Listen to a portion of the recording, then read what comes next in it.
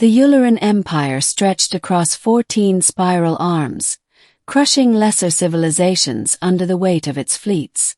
For 1,000 years, their doctrine had been simple: expansion through conquest. And in all that time no campaign had ever failed. Until Earth.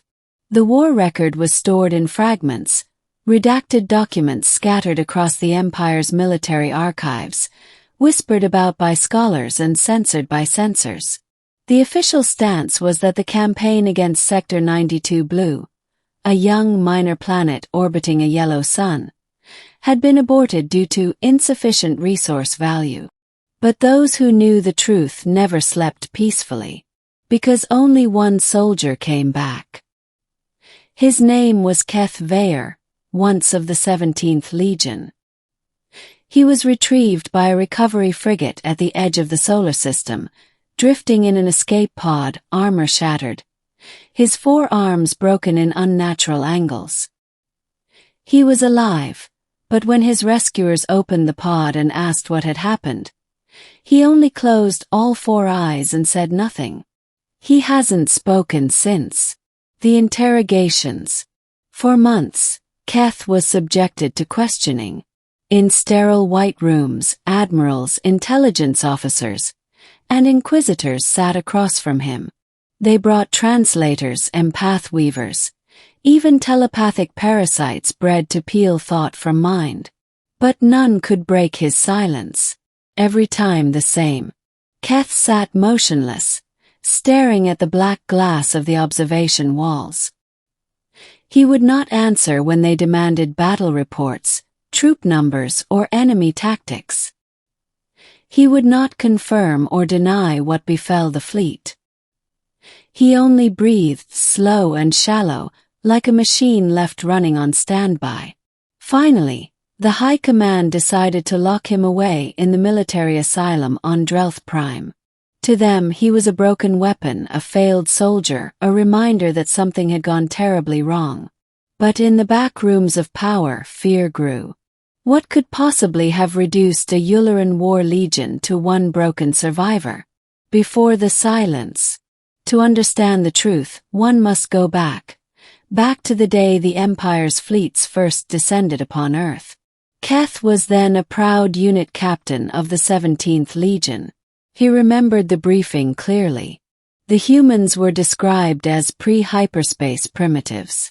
Their weapons were projectile-based, their nations fractured, their fleets laughably small. "This will be cleansing duty," the general said. "An easy harvest. Minimal resistance." The fleet of 300 warships entered orbit above Earth. They darkened the skies of every continent with their shadow. They broadcast the usual ultimatum: submission or annihilation. The humans responded. Not with surrender. Not with pleas for mercy. But with silence. They did not answer the broadcasts at all. The invasion. On the first day, legions descended into the cities. Keth's cohort landed in a place called Chicago, a sprawling hive of steel and glass. The humans had no orbital defense, no shield networks, no plasma cannons. Only their crude projectile weapons. The Legion expected the campaign to last minutes. But the humans did not fight like other species. They did not cluster in mass formations or scatter in blind panic. They dissolved into the cracks of their own cities. The Uluran would advance down one street, only for the buildings to come alive. Snipers fired from impossible angles. Explosives tore through troop carriers. Entire squads vanished into alleys, dragged away screaming into the smoke. When Keth's unit stormed a subway system, they found it already burning with human sabotage. Whole networks collapsed, entombing soldiers beneath steel and concrete. From the depths came human fighters in ragged clothing, striking with fire and fury before vanishing into the tunnels again. The legionnaires began to whisper of the shadows. By the 7th day, Keth realized the humans were not fighting for victory. They were fighting for rage. for survival, for vengeance. The turning point. On the 20th day, the generals ordered orbital bombardment. Cities were to be flattened, populations reduced. "Burn them until they crawl," said the Supreme Admiral. The ships complied. Fire rained from the skies. Millions perished in hours. Oceans boiled. Skies blackened. And yet, when the legions advanced again, they found more resistance than ever before. The humans no longer fought in defense of their homes, for those were gone. They fought with the fury of a people who had nothing left to lose. For every soldier the Uluran killed, 3 more seemed to appear, wielding captured rifles, knives, even sharpened scrap metal. One night, Keth's company set up camp in the ruins of a city they thought pacified. At dawn, every soldier awoke to find explosives buried beneath their beds. Entire companies vanished in fire before the first alarm sounded. The humans had planted the charges while they slept. The unthinkable. On the 30th day, the Uluran fleet encountered something no record had predicted. Human ships, primitive, fragile-looking vessels not even fit for orbit, rose from hidden launch sites. Not to win in space. Not even to survive. But to ram. The human pilots hurled their ships into Uluran cruisers, detonating fuel stores in suicidal bursts that cracked armored hulls. One destroyer went down in flames when 3 human shuttles tore through its engines like knives through flesh.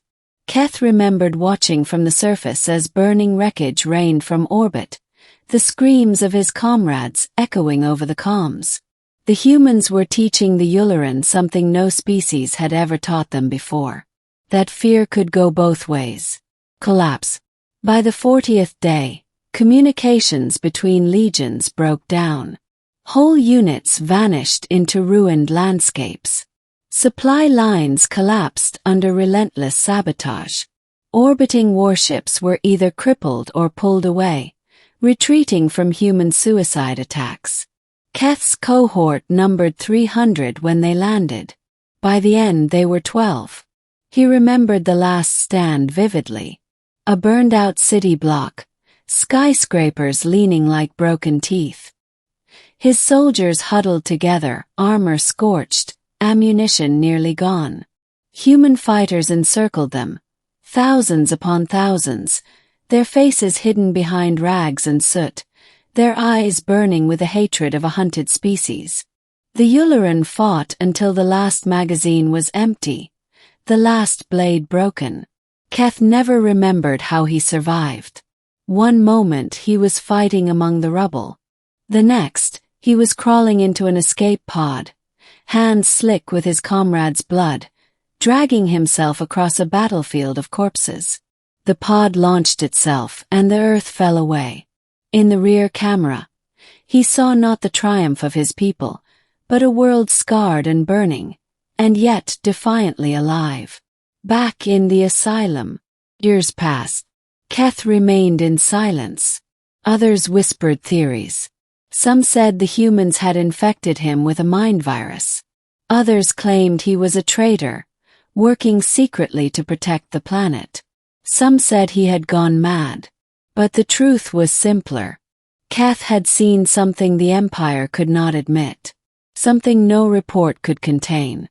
The humans had taught him that the Uluran were not invincible.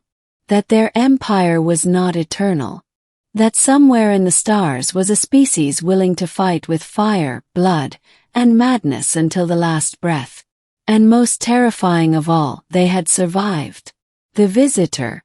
One day, long after the campaign was buried in censored archives, Keth received a visitor in his asylum cell.